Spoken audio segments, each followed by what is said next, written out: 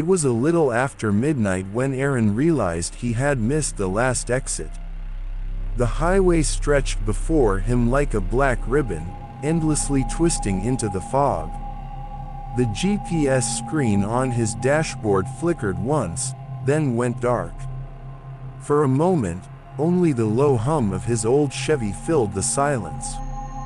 Outside, the world looked empty, a stretch of asphalt cutting through nowhere. No signs, no other cars, no stars above, just the moonlight and a road that refused to end. He wasn't worried at first. It was supposed to be a 3-hour drive from Phoenix to his hometown. He'd done it 100 times before. But tonight, something was different. The fog had rolled in fast, like a living thing, thick and low, crawling across the ground. And the deeper he drove, the denser it got, until the world outside his windows was nothing but white static. He flicked on the radio, hoping for company, but every station played the same faint crackle.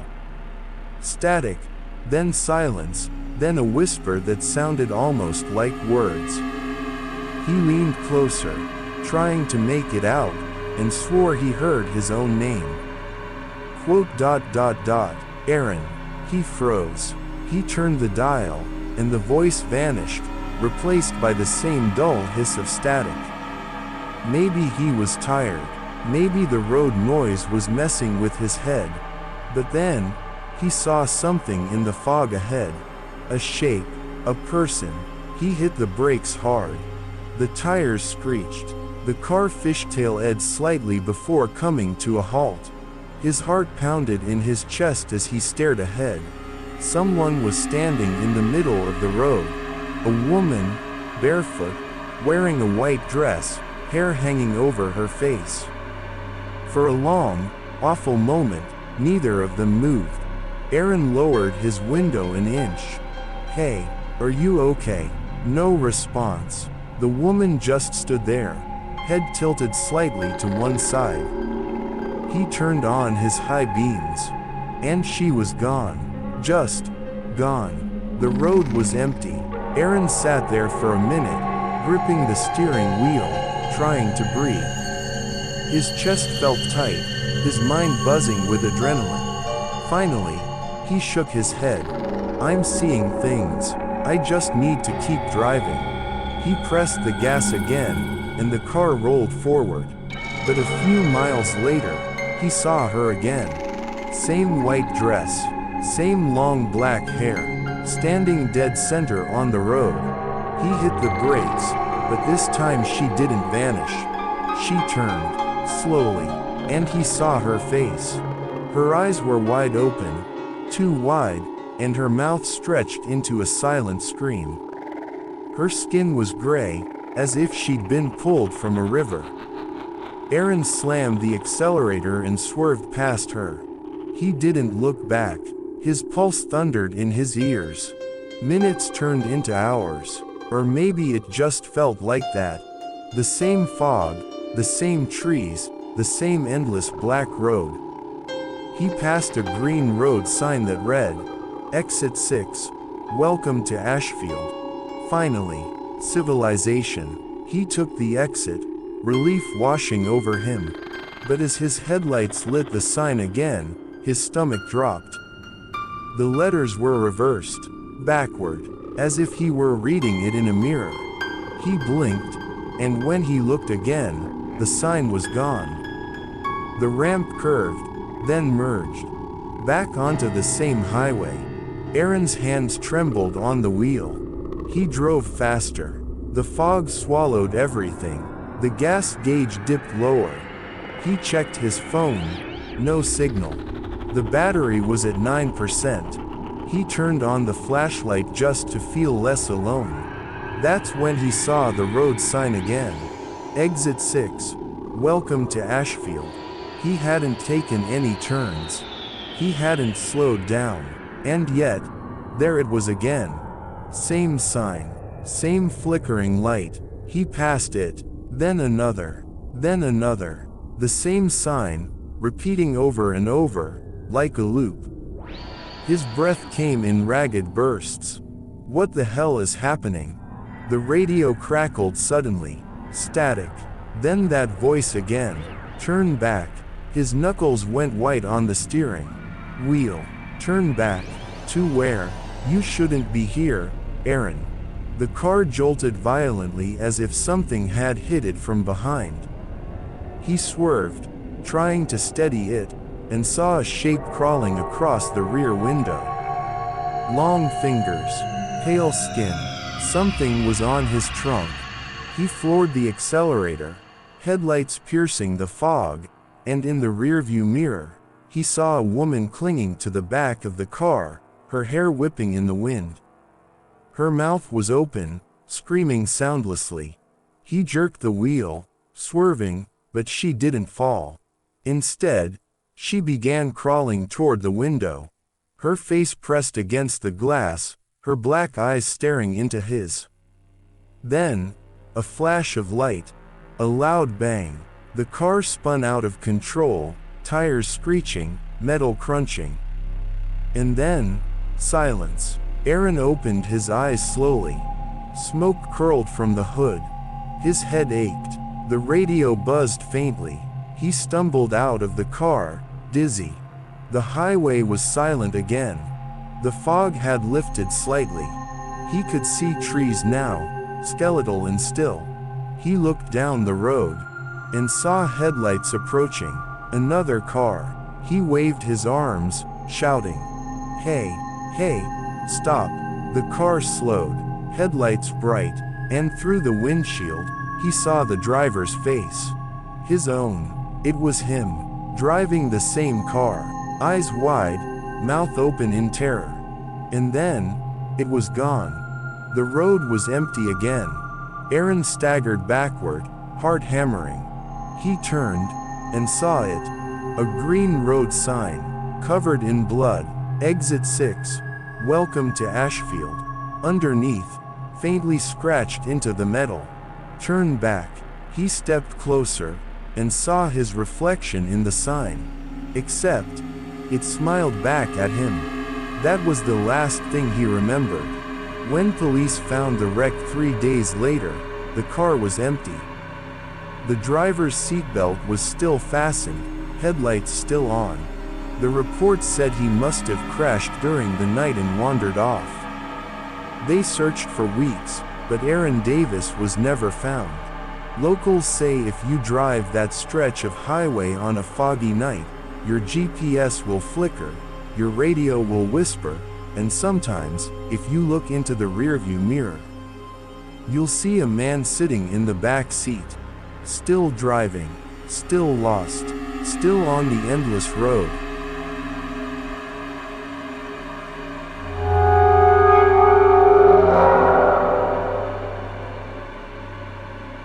The desert night was colder than expected.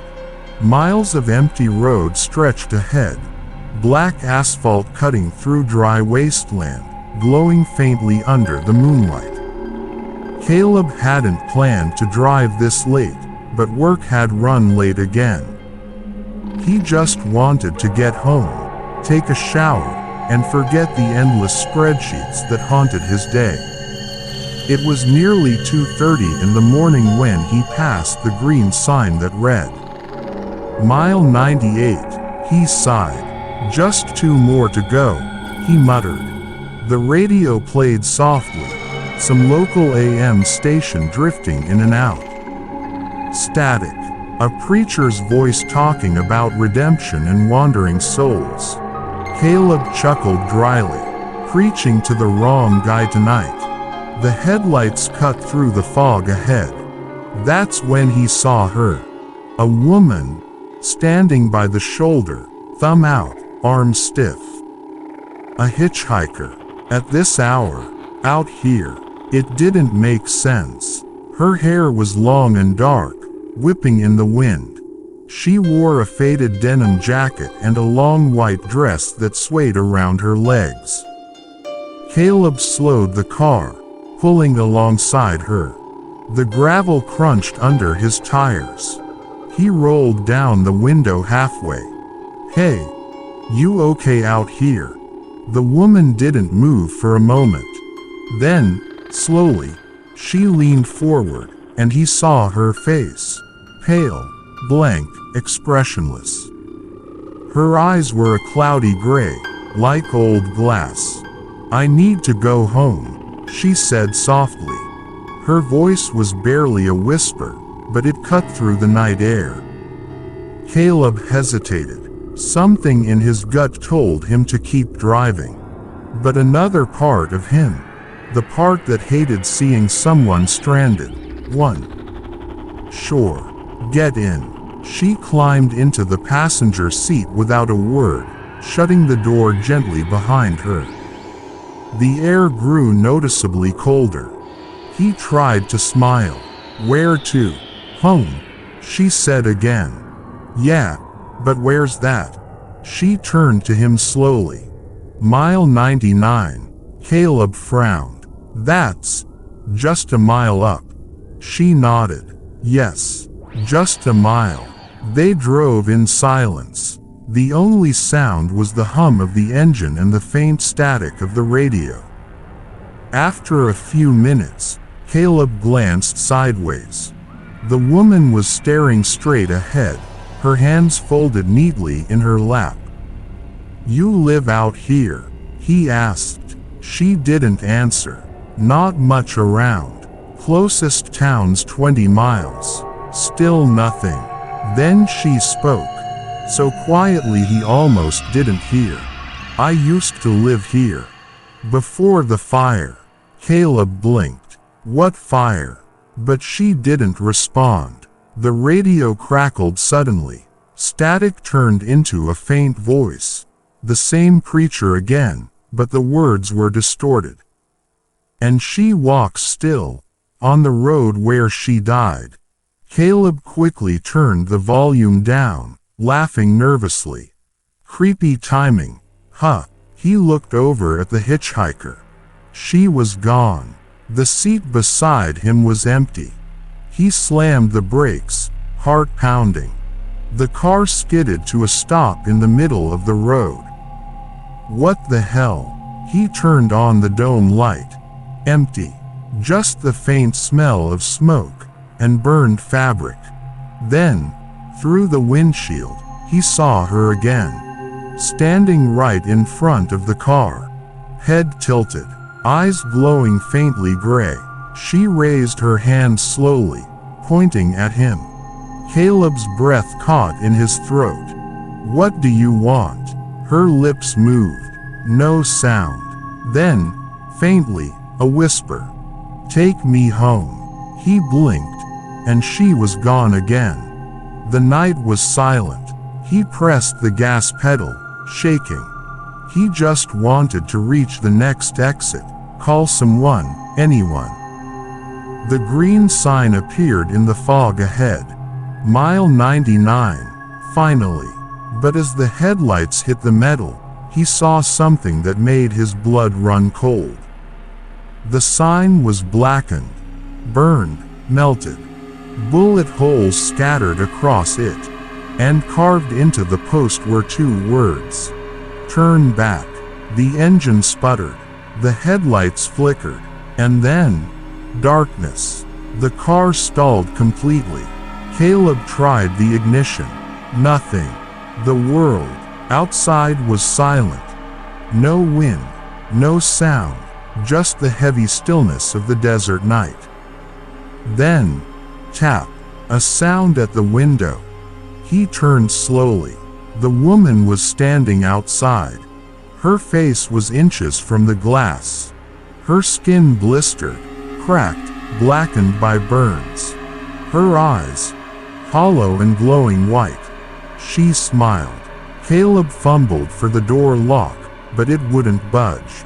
She pressed her hand to the window, and the glass fogged under her touch, forming words in the condensation.